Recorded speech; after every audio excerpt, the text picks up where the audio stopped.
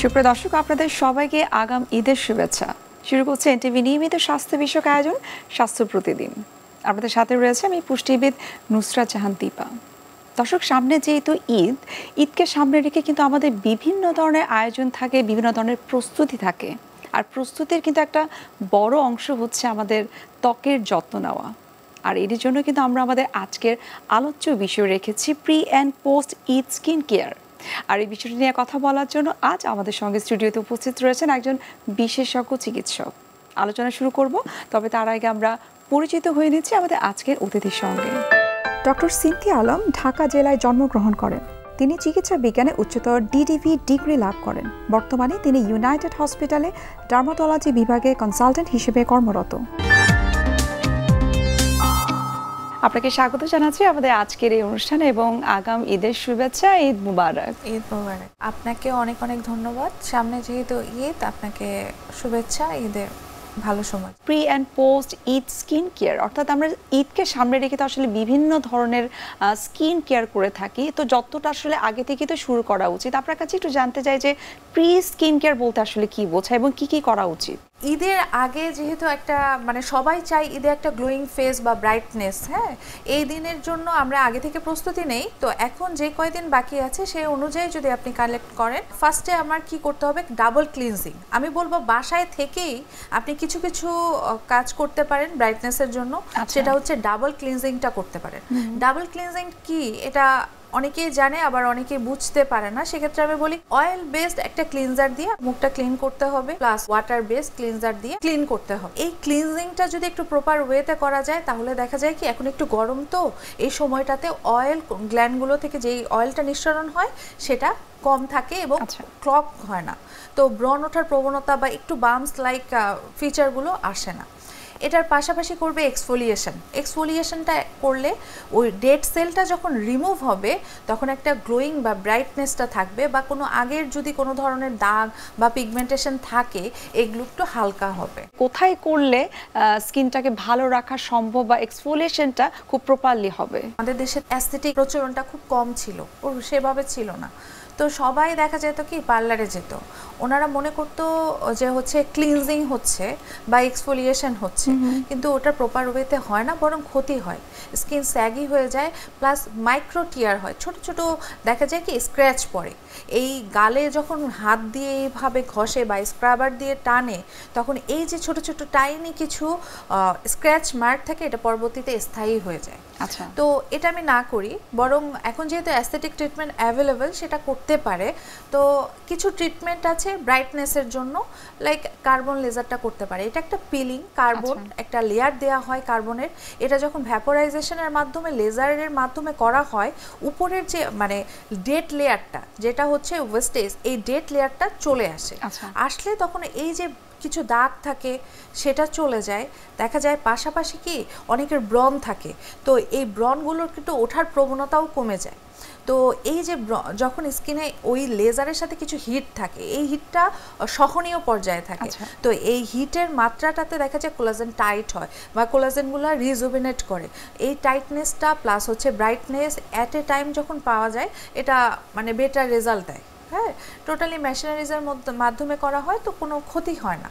পাশাপাশি HydraFacial, মাইক্রোডার্মা abrasion, এগুলো কিন্তু নন টাচ ওয়েতে করা হয়, এবং এখানে কয়েকটি ধাপ আছে, সেই ধাপ মেনটেন করে, প্লাস এটার সাথে যেটা দরকার সেটা আমি এমন কিছু করে থাকি যেটাতে ওরা ইমিডিয়েট একটা ব্রাইটনেস পায়। অনেকে ব্রাইটনেসের জন্য কিন্তু ঠিক ঈদের আগের দিন পার্লারে যে কিছু ট্রিটমেন্ট করে থাকে, এবং সেখানে আমরা যতটুকু জানি বিভিন্ন ধরনের প্রোডাক্ট ইউজ করা হয়, কিন্তু আমরা যতটুকু জানি যে এগুলো আসলে স্কিনের জন্য খুব একটা ভালো না। এই বিষয়ে মতামত জানতে চাচ্ছি। এই প্রোডাক্টগুলোতে ব্লিচিং এজেন্ট থাকে, এই এজেন্টগুলোতে দেখা যায় তাৎক্ষণিক চকচক করে, স্কিনে ব্রাইট একটা লুক নিয়ে আসে, কিন্তু পরবর্তীতে এই যে সূর্যের প্রতি বা হচ্ছে সূর্যরশ্মির প্রতি এত বেশি সংবেদনশীল হয়ে যায় যে পরবর্তী খুব দ্রুত দাগ পড়তে থাকে। তো এইটাই কিন্তু পরের দিকে মেলাজমা রূপ নেয়। এটা অনেক একটা অন্যতম কারণ, এই যে পার্লারে যে ব্লিচিং এজেন্টগুলো ইউজ করা হয়, পরবর্তীতে দেখা যায় দাগ আসা শুরু হয়।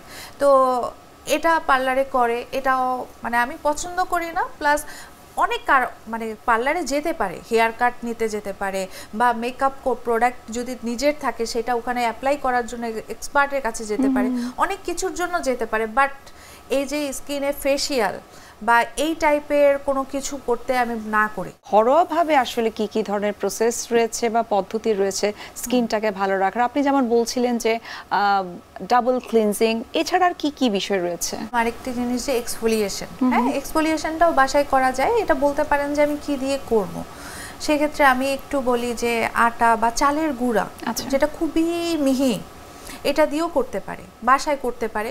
প্লাস হচ্ছে ডাল, মসুরের ডাল যখন ব্লেন্ড করা হয় না, একটা ব্লেন্ডিং একদম মিহি লেয়ার থাকে, এটা দিয়েও কিন্তু খুব সুন্দর একটা স্ক্র্যাবার হিসেবে কাজ করতে পারে। বাট জোরে স্ক্র্যাব করা যাবে না, আস্তে করতে হবে, চেষ্টা করতে হবে টর্চার না করতে। এটা স্বাভাবিক ওয়েতে করলেই দেখা যায় উপরে ডেড সেলটা চলে আসে। তো আমি ডিমেরও সাদা অংশ যেটা, সেটা দিয়েও কিন্তু দেখা যায় একটা লেয়ার দিলে আমাদের যে ব্ল্যাক হেডসগুলো বা হোয়াইট হেডস থাকে, এটা লেয়ারটা উঠে আসে। তো বাসায় এক্সফোলিয়েশনের জন্য আপনি এই প্রোডাক্টগুলো ব্যবহার করতে পারেন। প্রোডাক্ট বলতে বাসায় চালের গুঁড়ো, তারপরে হচ্ছে ডাল, মসুরের ডালের মিহি ব্লেন্ড করা লেয়ারটা, আর এটার পাশাপাশি ডিমের সাদা অংশ। তো এটা দিয়ে white heads, black heads plus হচ্ছে একটু ডেড সেলও রিমুভ করা পসিবল হয়। সেলিব্রিটিরা তাদের স্কিনটাকে ব্রাইট করার জন্য, স্কিনটাকে ক্লিন করার জন্য নারিকেল তেল ইউজ করছে। সো আপনার কাছে একটু জানবো যে আসলে আমরা যারা সাধারণ মানুষ যারা রয়েছে, স্কিনটাকে আমরা একটু ক্লিন করা অথবা ব্রাইটনেসের জন্যই বলি অথবা এক্সফোলিয়েশনের জন্য যদি বলি, আসলে কতটুকু সেটা আমাদের জন্য ভালো হতে পারে, অথবা কারা ইউজ করতে পারবে, কারা ইউজ করতে পারবে না? মুখের ত্বকটা অনেক বেশি সংবেদনশীল, এক একজনের ক্ষেত্রে এক এক রকম। কারো দেখা যায় অনেক শুষ্ক, আবার কারো দেখা যায় অনেক তৈলাক্ত। যাদের তৈলাক্ত তাদের ক্ষেত্রে কোনো ধরনের অয়েল না ব্যবহার করাই বেটার, তারা ব্যবহার করবে না। এবং এখন তো অনেক ধরনের ময়শ্চারাইজার আছে, তো আমি মনে করি কি শরীরে বা বডি অয়েল হিসেবে বা বডিতে যখন ব্যবহার করবে, নারকেল তেল দিতে পারে। হ্যাঁ, নারকেল তেল দিলে অনেকক্ষণ ময়শ্চারাইজার হিসেবে ইউজ করা হয় বডিতে, বাট মুখে দিলে যেই ত্বকে একটু অ্যালার্জি হতে পারে, র্যাশ হতে পারে। এবং যেহেতু তেলটা অনেকক্ষণ থাকে, তো পোর দেখা যায় কি ক্লগ হয়ে যায়, পোর্সগুলো ক্লগ হয়ে যায়। তো ছোট ছোট বাম্পস বলেন, মিলিয়া বলেন, বা অনেক সময় দেখা যায় একনি বলেন, একটু বেড়ে যায়। যাদের হয় না তাদেরও হয়। তো মুখের ত্বকটা অ্যাভয়েড করাই বেটার।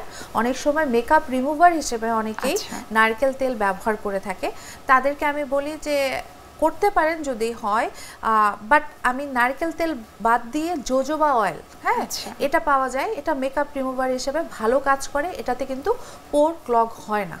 তো এটা ব্যবহার করতে পারেন। আর এখন মেকআপ রিমুভার অনেক ধরনের ক্রিম বা অনেক ধরনের ক্লিনজার পাওয়া যায়, হ্যাঁ ওটাতে ভালোভাবে রিমুভ হয়।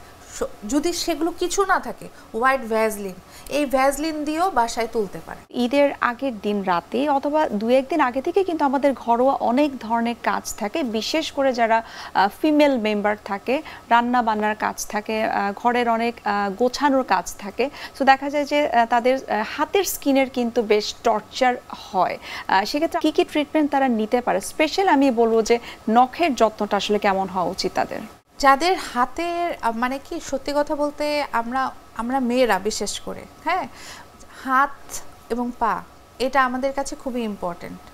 মানে সত্যি কথা বলতে সব মেয়েরাই এটা নিয়ে একটু মানে অনেক বেশি কনসার্ন থাকে, এবং এটা শুধুমাত্র আসলে ঈদের আগে নয়, সারা বছরই কিন্তু মেয়েরা চেষ্টা করে। জি, তো সেই ক্ষেত্রে হাতের যত্নটা আমরা সারা বছরই নেই কিন্তু মেয়েরা। এখন সে সাথে যদি বলেন যে ঈদের সময় এক্সট্রা আমরা কি করতে পারি, দেখবেন এতদিনে সবাই অলরেডি পেডিকিউর ম্যানিকিউর করা শেষ। তো ম্যানিকিউর যখন তারা করে তখন কিন্তু আমি তাদের ক্ষেত্রে বলবো এটা কিন্তু তারা পার্লারে নিতে পারে, ম্যানিকিউর করতে পারে, কিন্তু কিছু জিনিস মাথায় রাখতে হবে। ম্যানিকিউর করার সময় যাতে হাতের নখ কাটার সময় কিউটিকল দেখবেন যে সাইডের যে অনেক বেশি করে টেনে ফেলে, এটাতে কিন্তু ইনফেকশন হওয়ার চান্স থাকে, এটাতে ফাঙ্গাল ইনফেকশন হয়। তারপরে ওরা যে বোলটাতে বা হচ্ছে যেখানে হাতটা আমাদের স্টিম বা হচ্ছে পানির মধ্যে চুবায় রাখে, হ্যাঁ ভিজিয়ে রাখে, সেই ওখানে কিন্তু দেখবেন যে ওই পানিটাতে অনেকক্ষণ ভেজানোর কারণে আমাদের হাতের ক্ষেত্রে ক্ষতিও হতে পারে। তো কিছু হার্শ কেমিক্যাল ওরা ইউজ করে, স্ক্র্যাব করে, এগুলো একটু অ্যাভয়েড করাই বেটার। মাঝে মাঝে চেষ্টা করতে হবে যে হ্যাঁ নখটা কেটে নিতে পারে বা পরিষ্কার করতে পারে। এর বেশি দেখা যায় কি হাতে আমাদের ত্বকটা চুলার কাজ এবং হচ্ছে বাইরে থাকার কারণে চামড়াটা কিন্তু অনেক দ্রুত কুঁচকে পড়তে পারে। হ্যাঁ, তো এই জায়গাটা টান টান থাকার জন্য ময়শ্চারাইজার যতবার আপনি হাত ক্লিন করবেন, ডিটারজেন্ট বা হ্যান্ড সোপ বা হ্যান্ড স্যানিটাইজার ইউজ করবেন, অবশ্যই হাতে ময়শ্চারাইজার দিতে হবে। অনেকে হ্যান্ড গ্লোভস ইউজ করে থাকে, এটিকে আপনি কতটুকু আসলে প্রেফার করছেন? হ্যান্ড গ্লোভস ইউজ করলেও কিন্তু অনেকে বাসায় দেখবেন যে কি এটা থালা বাসন বা হচ্ছে ডিটারজেন্ট ইউজ করে মানে গ্লোভস ইউজ করে ভেতরে পানি যায়। আমি বেশিরভাগ সময় লক্ষ্য করে দেখেছি কিছু হ্যান্ড গ্লোভস পাওয়া যায় বড় বড় কিচেন গ্লোভস, সেগুলোতে কিন্তু আবার অ্যালার্জি হয়। আবার ওই জায়গাগুলোতে একটু পানি থাকার কারণে এই নেইলগুলোতে কিন্তু ইনফেকশন হওয়ার চান্স থাকে, ফাঙ্গাল ইনফেকশন বিশেষ করে, ব্যাকটেরিয়ালও হয়। তো অনেকক্ষণ গ্লোভস পরে থাকা হলো একটু একটু পানি থাকার কারণে এই ক্ষতিটা হয়ে যাচ্ছে। এবং গ্লোভস পরার কারণে গরমটা বেড়ে অনেকের ক্ষেত্রে অ্যালার্জি এবং র্যাশও হয়। আচ্ছা, তো যাদের মানে আমি বলি কি যাদের পারতপক্ষে সম্ভবই না পানিতে কাজ করা, তারা গ্লোভস ব্যবহার করতে পারে কম সময়ের জন্য। আচ্ছা, কিছু পাতলা গ্লোভস পাওয়া যায়, সেটা পরে অল্প এখানে এই জায়গাটা একটু কাভার বন্ধ করে রাখলে পানি ঢোকার চান্স থাকে না, তখন সেটা যদি ব্যবহার করে কাজগুলো শেষ করে ফেলে বেটার। আচ্ছা, এটাই বেটার। আর বললাম তো হাতের যত্নটা অবশ্যই একটু অন্যভাবে নিতে হয়, চেষ্টা করতে হয় ময়শ্চারাইজার একটু ঘন ব্যবহার করতে। একটু যখন চুলার কাছে গেল দেখবেন যে সবাই মুখে সানস্ক্রিন দিচ্ছে, হাতে কিন্তু দেয় না। হাতটা কিন্তু আমাদের এক্সপোজ এরিয়ার মধ্যে পড়ে, তো হাতেও অবশ্যই সানস্ক্রিন দিতে হবে। অর্থাৎ আপনি হাতের যত্নের ক্ষেত্রে বলছেন যে ময়শ্চারাইজার ইউজ করার পাশাপাশি হাতেও মুখের মতোই সানব্লক ইউজ করতে হবে। আমরা আরো বিস্তারিত জানবো আপনার কাছ থেকে। আমরা এই মুহূর্তে একটু দেখে নিচ্ছি আমাদের স্বাস্থ্য প্রতিদিনের নিয়মিত আয়োজন, কি খাবেন কেন খাবেন এই সেগমেন্টটি। সুপ্রিয় দর্শক, আপনারা দেখছেন এনটিভি নিয়মিত স্বাস্থ্য বিষয়ক আয়োজন স্বাস্থ্য প্রতিদিন। এই পর্যায়ে আমরা দেখে নিচ্ছি বিভিন্ন খাদ্যের পুষ্টি গুণাগুণ নিয়ে পুষ্টিবিদের পরামর্শ। গরমকালে আমাদের যে সমস্যাটা প্রথমে হয় ত্বকে, সেটা হচ্ছে ত্বক খুব বেশি ডিহাইড্রেটেড হয়ে পড়ে এবং এই সময় আমি যতই বাহির থেকে যত্ন নিই না কেন আমার ত্বক কিন্তু শুকনো এবং মলিনই থাকে। তাই পর্যাপ্ত পরিমাণে পুষ্টিকণা আমার শরীরে কিন্তু প্রবেশ করাতেই হবে, এবং সেটা কিভাবে? সেটা অবশ্যই খাবারের মাধ্যমে। আসুন জেনে নেই কোন খাবারগুলো আমার শরীরে প্রয়োজন গরমকালে। প্রথমেই আমাকে খেয়াল রাখতে হবে আমার শরীরে যাতে পানির অভাব না হয় এবং আমি যাতে ডিহাইড্রেশনে না ভুগি। তাই পর্যাপ্ত পরিমাণে পানি এবং পানিযুক্ত খাবার কিন্তু আমার শরীরে প্রবেশ করাতে হবে। তাই প্রতিদিনের খাদ্য তালিকায় অন্তত পক্ষে 2.5 লিটার পানি রাখুন এবং শাকসবজি ফলমূল যে খাবারগুলো পানি কন্টেন্ট করে সেগুলো খাবো। আমরা যেটা করি গরমকালে বেশিরভাগ সময় দেখা যায় জুস খাচ্ছি এবং অন্য ধরনের ফ্রিজ থেকে বের করে ঠান্ডা খাবার খাচ্ছি। এতে কিন্তু আমাদের ত্বকের উপরে একটি প্রভাব ফেলে। ঠান্ডা খাবার কিন্তু ত্বককে প্রদাহ তৈরি করে এবং ত্বকের যে সিস্টেম রয়েছে সেটাকে ব্রেকডাউন করে দেয়। তাই অতিরিক্ত পরিমাণে ঠান্ডা খাবার কিন্তু গরমের দিনে খেলে শরীর কিন্তু বেশি ডিহাইড্রেটেড হয়ে যাবে। তাই আমরা যদি জুসও খাই তাহলে সুগার ফ্রি ন্যাচারাল ফলমূল থেকে তৈরি জুস খেতে পারি এবং ঠান্ডা ছাড়া বা নর্মাল টেম্পারেচারের জুস কিন্তু খেতে পারি। এছাড়া আমাদের আরেকটা বিষয় মাথায় রাখতে হবে, সেটা হচ্ছে আমাদের স্কিনে যে দুটো জিনিস ডিহাইড্রেশন রক্ষা করতে সাহায্য করে সেটা হচ্ছে হাইলুরোনিক অ্যাসিড এবং কোলাজেন। এই দুটো উপাদান যাতে আমাদের খাবারের মাধ্যমে প্রতিদিন খাদ্য তালিকায় প্রবেশ করে সেদিকে খেয়াল রাখতে হবে। হাইলুরোনিক অ্যাসিড এবং কোলাজেন এই দুইটা উপাদানই কিন্তু আমরা বাদাম থেকে, বিভিন্ন ধরনের শাকসবজি থেকে, চিয়া সিড থেকে, ফ্ল্যাক্স সিড থেকে পেয়ে থাকি। এছাড়া ডিমও কিন্তু কোলাজেনের একটি ভালো উৎস। তাই খাদ্য তালিকায় প্রতিদিনের তালিকায় আমরা ডিম, বাদাম, সিড এবং শাকসবজি এবং ভিটামিন সি জাতীয় খাবার রাখবো। গরমকালে খুব একটি গুরুত্বপূর্ণ ফল রয়েছে আমাদের দেশে, সেটি হচ্ছে তরমুজ। তরমুজ কিন্তু খুব একটা মিনারেলসের আধার। এটা কিন্তু প্রতিদিন আমরা পর্যাপ্ত পরিমাণে খেতে পারি এবং এটা কিন্তু ন্যাচারাল সুইটস। সুতরাং আমরা কিন্তু খাদ্য তালিকায় চিনি ছাড়াই কিন্তু তরমুজ 1 বাটি পরিমাণ খেয়ে ফেলতে পারি। এছাড়া আরও একটি গুরুত্বপূর্ণ উপাদান রয়েছে পর্যাপ্ত পরিমাণে কার্বোহাইড্রেট জাতীয় খাবার। কার্বোহাইড্রেট জাতীয় খাবার যদি আপনার খাদ্য তালিকায় কম থাকে এবং তার পুষ্টির গুণগত মান যদি কম থাকে তাহলে কিন্তু আপনার স্কিনে রিঙ্কেলস পড়বে। তাই কুচকানো স্কিন থেকে রক্ষা পাওয়ার জন্য আপনাকে পর্যাপ্ত পরিমাণে কার্বোহাইড্রেট জাতীয় খাবার রাখতে হবে। খেয়াল রাখতে হবে কার্বোহাইড্রেট জাতীয় খাবারগুলো যাতে ফাইবার সমৃদ্ধ হয়, যেমন লাল চাল, লাল আটার রুটি, ওটস, জব, বার্লি, এগুলো কিন্তু আমরা অনায়াসেই খেতে পারি। আরও একটা ব্যাপার মাথায় রাখতে হবে, সেটা হচ্ছে পর্যাপ্ত হেলদি ফ্যাট যাতে আমাদের খাদ্য তালিকায় প্রতিদিন প্রবেশ করে। হেলদি ফ্যাট বলতে আমরা কিন্তু নর্মালি যে তেল খাচ্ছি খাবারে, সেই তেলের কথা বলছি না। সাধারণত হেলদি ফ্যাট বলতে আমরা বুঝি সেই সব তেল যাতে রয়েছে পলি আনস্যাচুরেটেড ফ্যাটি অ্যাসিড এবং মনো আনস্যাচুরেটেড ফ্যাটি অ্যাসিড। পলি এবং মনো আনস্যাচুরেটেড ফ্যাটি অ্যাসিড যুক্ত খাবারগুলো হচ্ছে তিল, ফ্ল্যাক্সিড, সয়া, এগুলো। তো ওমেগা 3-র একটি গুরুত্বপূর্ণ উপাদান হচ্ছে সামুদ্রিক মাছ।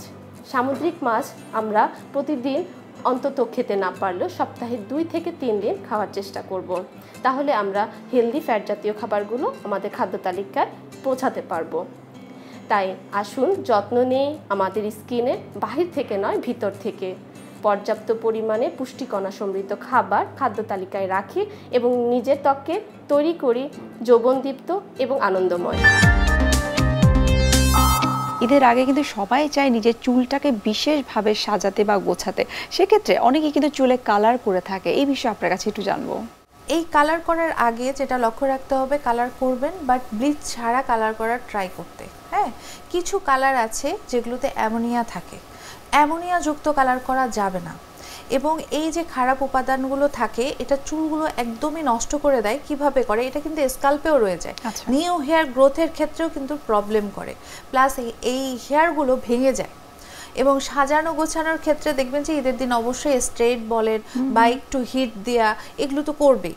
তো অবশ্যই যেন একটা সেরাম ইউজ করে নেয়। আচ্ছা, হ্যাঁ, একটা যখন সেরাম ইউজ করবে, হেয়ার সেরাম পাওয়া যায়, তো হেয়ার সেরামটা ইউজ করলে এই চুলের উপর সরাসরি ইফেক্টটা পড়ে না। চেষ্টা মানে চুলটা, কেরাটিনটা এটা রক্ষা করে। দেখা যায় কি রাফ হয়ে যায় না, ফ্রিজি হয়ে যায় না, এটা করবে।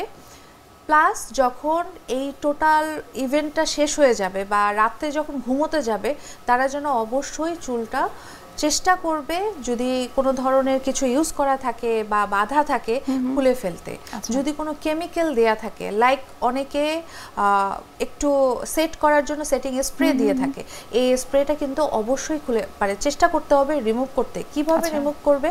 এটা হেয়ার ওয়াশ করতে হবে। সেটা যত কষ্টই হোক, যদি ওই রাতটা থেকে যায়, পরের দিন থেকে যে হেয়ার ফল স্টার্ট হবে, এটা কিন্তু কয়েকদিন পরে তারা লক্ষ্য করবে। তো আমি তাদের ক্ষেত্রে বলি, যারা ঈদের দিন বা ঈদের আগে পরে এই হেয়ার স্প্রে ইউজ করবে বা হিট দিবে, তাদের ক্ষেত্রে চেষ্টা করতে হবে অবশ্যই যেদিন করবে সেদিনই যেন হেয়ার ওয়াশটা করে ফেলে এবং এই হিট দেওয়ার আগে হেয়ার সিরাম ব্যবহার করে। অনেক কিছু জানলাম আমরা আপনার কাছ থেকে, আবারও ধন্যবাদ জানাচ্ছি এবং ঈদের শুভেচ্ছা। আপনাকেও ঈদের অগ্রিম শুভেচ্ছা। Thank you. সুপ্রিয় দর্শক, এতক্ষণ আপনারা দেখছিলেন এনটিভি নিয়মিত স্বাস্থ্য বিষয়ক আয়োজন স্বাস্থ্য প্রতিদিন। আজ আমরা কথা বলছিলাম ঈদের বিশেষ দিনগুলোতে আসলে কিভাবে নিজেকে সুন্দর এবং সুস্থ রাখা যায়।